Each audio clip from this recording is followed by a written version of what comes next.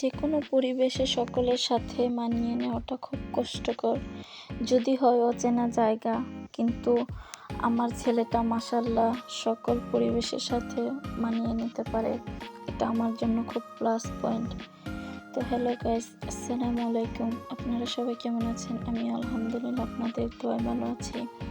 আজকে আমি আমার ছেলেকে একটু বাইরে ঘুরতে নিয়ে আসছি। আসলে এই পার্কটা হচ্ছে আমাদের বাসার পাশেই, 2 মিনিটের রাস্তা যেতে লাগে।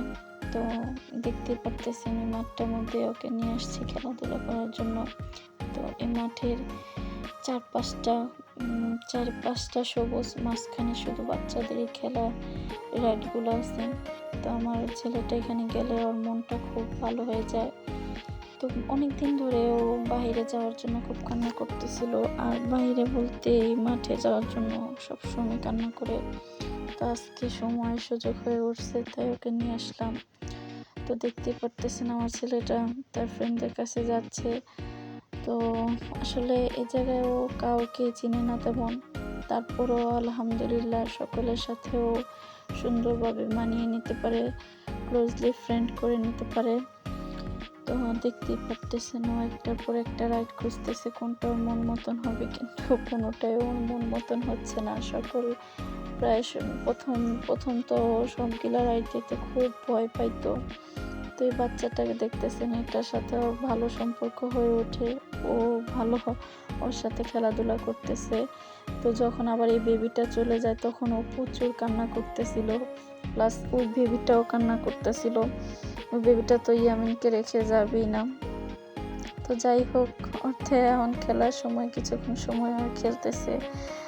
আবার যখন ওই বেবিটা চলে গেছিল তখন আর কোনো বেবির সাথে আমার ইয়ামিন আর খেলাধুলা করেন, আপনারা ভিডিওতে দেখতে পাবেন। ও আর কোনো বেবিদের সাথে যায় নাই। ওই বেবিটা কেন চলে গেল তার জন্য আর কারোর সাথে খেলাধুলা করে নাই। তো ওরা আবার ডাকতেছে। এদিকটা মজার কাহিনী হলো, কিছুক্ষণ আগে দেখতে পারছেন একটা বেবিকে ও ডাকতেছিল, পিছন ঘুরে আবার ওই বেবিটা অন্য দিক চলে গেছে।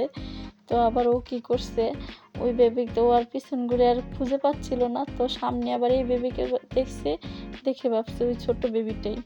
তারপর ওর হাত ধরে আবার নিয়ে আসছে। আসলে ওরা 2টা বোন, ওরা আপন 2 বোন।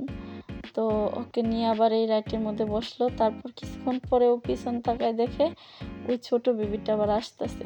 তো ছোট বেবিকেও দেখে ওর সাথে বসার জন্য জায়গা করে দিল।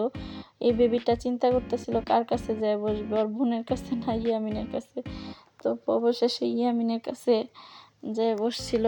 তারপর ওইটাও হচ্ছে ওর বেবির আম্মু রাইডটা ঘুরাচ্ছে। তো বেবির আম্মুটাও খুব ভালো ছিল, সেও খুব মজার একটা মানুষ। তো বাচ্চাগুলো খুব চঞ্চল। আসলে এই দেশের বাচ্চারা মানে এরকমই, প্রচুর চঞ্চল। তো ওর সাথে আবার হাত ধরে ধরে, যখন আবার ওরে পাইছে তখন আবার ওর সাথে হাত ধরে ধরে ঘুরতেছে। আবার ও মানে ওরা 3জন খুব ভালো একটা বন্ধু হয়ে যায়। তো ওদের যাওয়ার সময় হয়ে গেছে, দেখবেন ওরা, দেখতেই পারবেন ওরা চলে যাবে। তো আমার চলে যাওয়ার পর আমার ছেলেটা আর কারোর সাথে খেলাধুলা করে নেই, যে ও একা একাই খেলতেছে। আর কত বাচ্চারা ছিল কিন্তু কারোর কাছেই যায়নি, ও আমার সাথেই দাঁড়া ও একা একাই খেলতেছে। তো এই রাইডটাতেও প্রথম উঠতে পারতো না, কিন্তু 2 দিন 3 দিন করে ওরে নিয়ে যাওয়ার পর থেকে ও উঠতে পারে।